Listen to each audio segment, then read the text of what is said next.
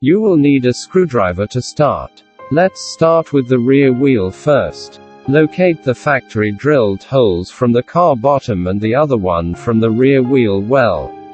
Remove the screws that are currently in place. One hand keep the flap in position, and the other hand pushes it into place. It should fold around the edge and clip in just like the area we circled. Reinstall screws into the holes from the car wheel to stabilize the flap.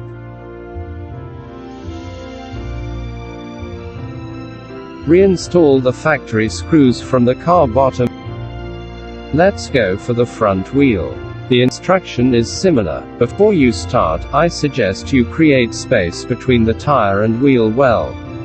Turn the front wheels to the left fully for the most clearance between the tire and wheel well. Locate the factory drilled holes from the front wheel well. Remove the screws that are currently in place. One hand keep the flap in position, and the other hand pushes it into place. Again, it should fold around the edge and clip in. Reinstall those screws. For the front mud flap installation, we don't need any screws from the car bottom. Cool, that's all done. Thanks for watching.